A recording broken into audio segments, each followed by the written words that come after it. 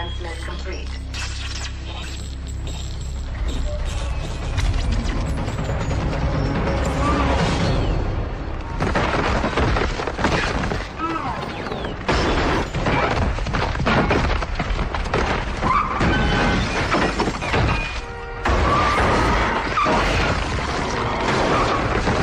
Film की शुरुआत में भविष्य में लोग बाहर नहीं जाते, इसके बजाय वे सुरोगेट्स नाम के एंड्रॉइड्स का इस्तेमाल करते हैं जो उनके रोजमर्रा के काम करते हैं। लोग अपने घरों में बैठकर विशेष कुर्सियों से इन सुरोगेट्स को कंट्रोल करते हैं जो न्यूरोपैथिक सिग्नल्स के जरिए उनके दिमाग से जुड़ी होती है। अगर सुरोगेट्स को नुकसान होता है तो व्यक्ति को दर्द नहीं होता, लेकिन जो भी सुख सुरोगेट्स महसूस करते हैं वो व्यक्ति भी महसूस कर सकता है। इससे लोग अपने सुरोगेट से सभी तरह के पागलपन वाले काम करवा सकते हैं और वे अपने सुरोगेट्स को जैसा चाहे वैसा दिखा सकते हैं। इस कारण सड़कों पर हर कोई जवान और सुंदर दिखता है और अपराध और बीमारी में काफी कमी आ गई है, जिससे समाज में शांति बढ़ गई है। लेकिन एक समूह जिसे ड्रेज कहा जाता है मानता है कि सुरोगेट्स का इस्तेमाल करना एक झूठी जिंदगी जीने जैसा है, इसलिए वे इसके खिलाफ है और अलग अलग क्षेत्रों में रहते हैं। उनके नेता, जिन्हें द प्रोफेट कहा जाता है, अक्सर लोगों से सुरोगेट्स छोड़ने और असली दुनिया में जीने की अपील करते हैं। एक रात एक अमीर आदमी क्लब जाता है, एक औरत के साथ फ्लर्ट करता है और उसे किस करने के लिए एक गली में ले जाता है। अचानक एक रहस्यमयी व्यक्ति आता है और दोनों को बिजली के झटके देता है, उनके सुरोगेट्स को नष्ट कर देता है और फिर बाइक पर भाग जाता है। वह इतनी तेजी से भागता है कि एक कार पलट जाती है। थोड़ी देर बाद FBI एजेंट्स पीटर्स और ग्रीर क्राइम सीन पर पहुंचते हैं।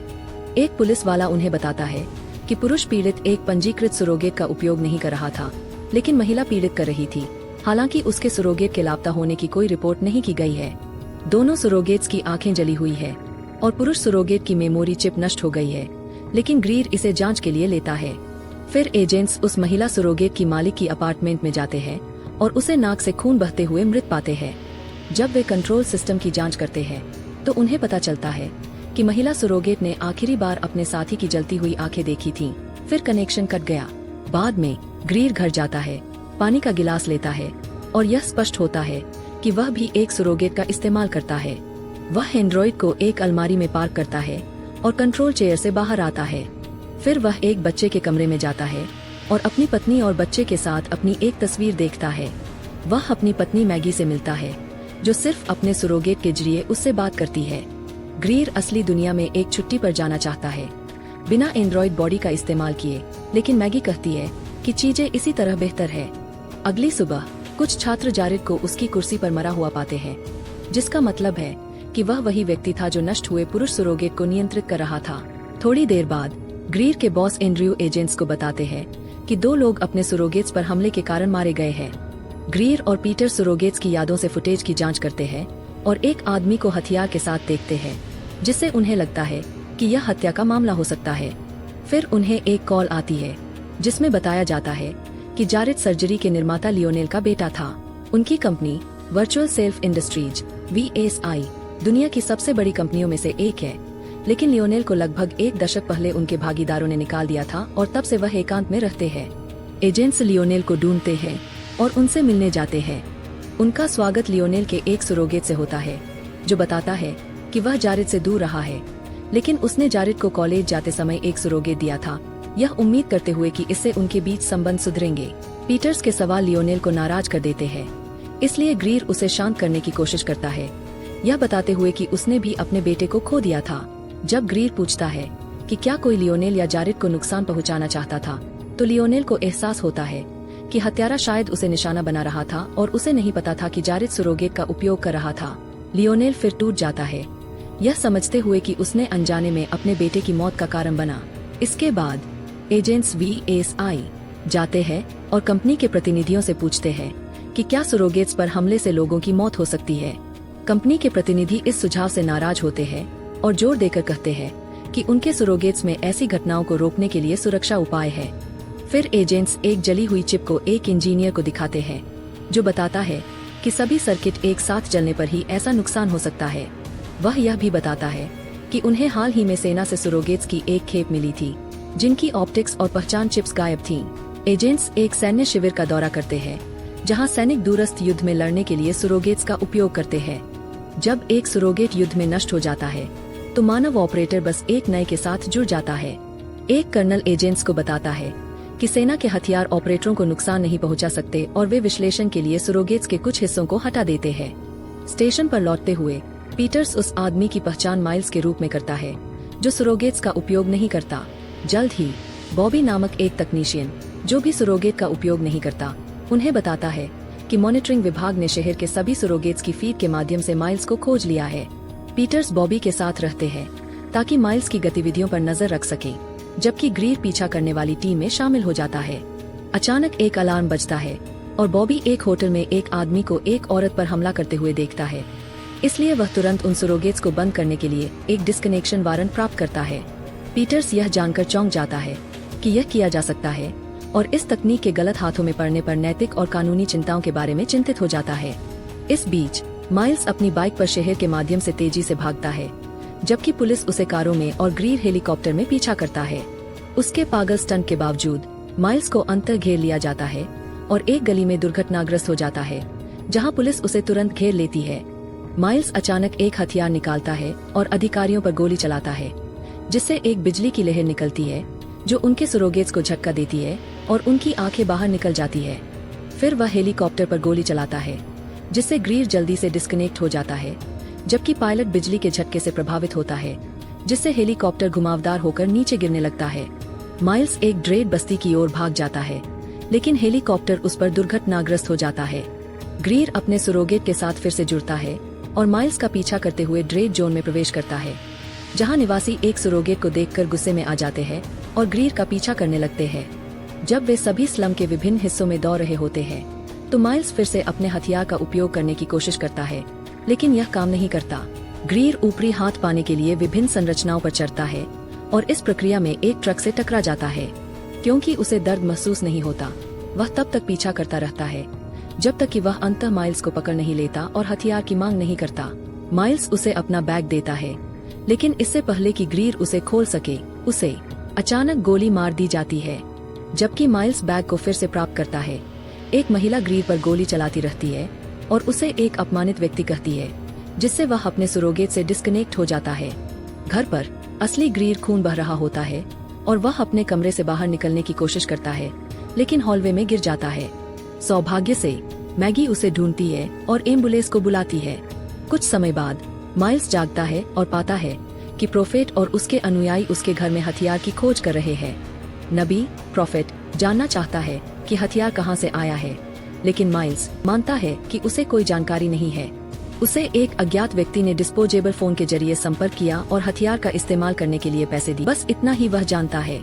जल्द ही समाचार चैनल बताते हैं कि नबी गिराए गए हेलीकॉप्टर को ड्रेड्स पर व्यक्तिगत हमला मान। अस्पताल में ग्रीर जागता है और एंड्रयू को पता चलता है कि उसे निलंबित कर दिया गया है। ग्रीर गुस्से में अस्पताल से भागता है और पीटर से मिलता है, लेकिन चलते समय उसे चक्कर आने लगते हैं। यह लंबे समय तक सरोगेट का उपयोग करने का प्रभाव लगता है। पीटर्स उसे एक नया सरोगेट दिलाने की कोशिश करता है, लेकिन वे मॉडल सही नहीं लगते। ग्रीर ड्रीड कॉलोनी में जाने का फैसला करता है और अपने असली शरीर के कारण उसे वहां जाने की अनुमति मिल जाती है। वहां जाकर वह देखता है कि उसका सरोगेट क्रूज पर चढ़ा हुआ है, जो उसे परेशान करता है। उसे यह भी पता चलता है कि माइल्स मर चुका है, इसलिए वह उसके अंतिम संस्कार में शामिल होता है। नबी भाषण देता है और सभी को याद दिलाता है कि मृत्यु सच्ची मानवता का संकेत है, जो एंड्रॉइड्स में नहीं होती।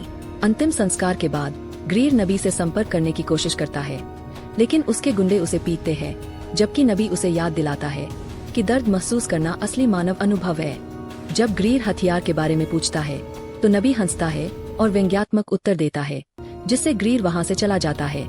नबी फिर अपने ट्रेलर में जाता है और दिखाता है कि उसने हथियार फर्श के नीचे छिपा रखा है। इस बीच ग्रीर को लाइनेल एक और सरोगेट द्वारा उठाया जाता है, जो बताता है कि वह एक नया मॉडल इस्तेमाल कर रहा है क्योंकि उसकी जान खतरे में है। ग्रीर उसे बताता है कि जारेड के हत्यारे को नबी ने मार दिया और अपनी कहानी साझा करता है। उसके बेटे की कार दुर्घटना में मृत्यु हो गई और दुनिया में इससे बुरा कुछ नहीं हो सकता कि एक माता पिता अपने बच्चे से पहले मर जाए। लाइनेल बताता है कि अगर वे पता लगा ले कि हथियार कहां से आया है, तो उन्हें पता चल जाएगा कि उसे मारने की कोशिश कौन कर रहा है। यह ड्रीड से नहीं आ सकता क्योंकि उनके पास संसाधनों की कमी है। जब ग्रीर घर आता है तो वह देखता है कि मैगी दोस्तों के साथ एक जंगली पार्टी कर रही है। निजी तौर पर वह उससे बहस करता है क्योंकि वह असली मैगी को देखना चाहता है, न कि खुशमिजाज सरोगेट को। मैगी कहती है कि वह बदल चुकी है और यह अब संभव नहीं है। ग्रीर को यह देख गुस्सा आता है और वह पार्टी में शामिल एक व्यक्ति को पीटता है जब तक कि उसे नकली त्वचा के नीचे धातु दिखाई नहीं देती। ग्रीर के जाने के बाद मैगी का सरोगेट असली शरीर को देखता है जो कुर्सी पर बैठा होता है। मैगी गॉगल्स उतारती है और रोने लगती है। ग्रीर मुख्यालय लौटता है और पता चलता है कि वीएसआई ने सेना के साथ एक हथियार अनुबंध किया था, लेकिन इसे समाप्त कर दिया गया था और कारण गोपनीय है। शाम को एक सरोगेट पीटर्स के घर में घुसता है, उसकी सभी कुर्सी रिकॉर्डिंग की जांच करता है और बॉबी सॉफ्टवेयर के बारे में पता लगाता है जो सभी सरोगेट्स को बंद कर सकता है। फिर वह पीटर्स पर कई गोलियां चलाता है और उसके सिस्टम को एक नए व्यक्ति से जोड़ देता है। मुख्यालय में पीटर्स का सरोगेट कार्रवाई के लिए तैयार है। अगले दिन ग्रीर फिर से कर्नल से मिलता है और उसे हथियार की एक तस्वीर दिखाता है। कर्नल मानता है कि वह वही हथियार है जिसे सेना ने कमीशन किया था, लेकिन सभी प्रोटोटाइप को नष्ट कर दिया गया था क्योंकि उन्होंने पाया कि वे सरोगेट्स के पीछे के लोगों को भी मार रहे थे। जब ग्रीर उसे बताता है कि ड्रीट्स के पास वह हथियार है, तो कर्नल घोषणा करता है कि इसे वापस लाने की जिम्मेदारी सेना की होगी। ड्रीट्स के क्षेत्र में नबी अपने आदमियों को हथियार देता है और उन्हें इसे पीटर्स को देने का आदेश देता है। बाद में ग्रीर मैगी से उनके रिश्ते और उनके बेटे के खोने के बारे में बात करने की कोशिश करता है। मैगी निराश हो जाती है और बताती है कि वह आज भी केवल इसलिए जीवित है क्योंकि सरोगेट ने उसे असली जीवन से बचने का रास्ता दिया है। जब ग्रीर इस मामले पर चर्चा करने की कोशिश करता रहता है तो मैगी अपने सरोगेट से लॉग आउट कर लेती है और असली मैगी दवा लेती है। जल्द ही सेना हथियार को पुनः प्राप्त करने के लिए ड्रीट्स के क्षेत्र में आक्रमण कर देती है। जैसे ही स्थानीय लोग घबराते हैं और छिपने के लिए भागते हैं, नबी और उसके आदमी भागने की कोशिश करते हैं, लेकिन सैनिकों द्वारा घेर लिए जाते हैं। दोनों पक्ष तुरंत गोलीबारी करते हैं, लेकिन सेना के पास अधिक आदमी और हथियार होते हैं, इसलिए नबी के समूह को जल्दी ही हरा दिया जाता है। इस प्रक्रिया में नबी को गोली लग जाती है और जब सैनिक उसके पास आते हैं तो वे चौंक जाते हैं कि वह एक सरोगेट है। पता चलता है कि लायनेल ही नबी को नियंत्रित कर रहा था। इस बीच ग्रीर पीटर से मिलता है जो उसे बताती है कि माइल्स को लायनेल को मारने के लिए एंड्रयू द्वारा काम पर रखा गया था। ग्रीर तुरंत मुख्यालय जाता है और एंड्रयू का सामना करता है। यह निष्कर्ष निकालता है कि वीएसआई ने लायनेल को मारने के लिए एंड्रयू को हथियार दिया क्योंकि वह सरोगेट्स के खिलाफ था। जब एंड्रयू दूसरी ओर देखता है तो ग्रीर उसके सिर के पीछे छुरा मारता है, जिससे सरोगेट बंद हो जाता है। फिर ग्रीर एंड्रयू के कंप्यूटर की जांच करता है और साजिश से संबंधित सभी जानकारी डाउनलोड करता है। जैसे ही ग्रीर इमारत छोड़ता है, असली एंड्रयू दूसरे एजेंटों को बुलाता है और उन्हें ग्रीर को हमले के आरोप में गिरफ्तार करने के लिए कहता है। इसके बाद ग्रीर पीटर से उसकी कार में मिलता है, लेकिन उसे संदेह नहीं होता कि सरोगेट के पीछे कोई और है। ग्रीर बताता है कि एंड्रयू की फाइलों से पता चला है कि लायनेल एंटी सरोगेसी मूवमेंट को फंड कर रहा है और उसने विशेष हथियार को सक्रिय करने के लिए आवश्यक कोड ढूंढ लिए हैं। पीटर्स मुख्यालय को कॉल करता है और उन्हें बताता है कि ग्रीर कहाँ मिलेगा, और अचानक एक ट्रक उन्हें टक्कर मारता है, जिससे कार सड़क से बाहर चली जाती है। जैसे ही पीटर्स हथियार और एक से स्कोर के साथ चलता है, ग्रीर उसका पीछा करता है और एक भयानक पीछा शुरू होता है जिसमें कई दुर्घटनाएं और सड़कों पर बहुत सारा विनाश होता है। पीटर्स का सरोगेट शरीर उसे अद्भुत छलांगों के साथ इसे चकमा देने की अनुमति देता है और ग्रीर एक स्टोर में दुर्घटनाग्रस्त हो जाता है, जिससे पीटर्स को भागने का मौका मिल जाता है। जल्द ही F.BI एजेंटों का एक समूह ग्रीर की तलाश में आता है, इसलिए वह छिप जाता है और एक कार चुराने के लिए चुपके से चलता है।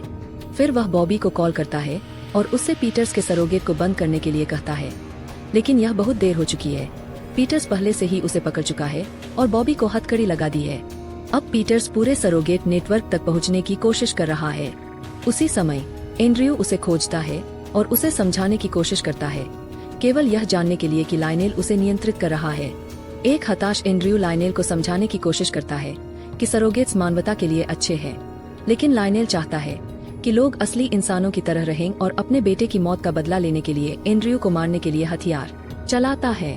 इसके बाद पीटर सरोगेट नेटवर्क में वायरस अपलोड करना शुरू करता है, जिसका उद्देश्य सरोगेट्स का उपयोग करने वाले सभी लोगों को मारना है। कुछ क्षण बाद ग्रीर लायनेल के घर में घुस जाता है और सुरक्षा गार्डों को गोली मार देता है ताकि वह अंदर जा सके। वह घर की खोज करता है और अंततः एक छिपा हुआ दरवाजा पाता है, जिसके माध्यम से वह एक कमरे में प्रवेश करता है जो सरोगेट से भरा हुआ है, जिसमें नबी और पीटर्स का हत्यारा भी शामिल है।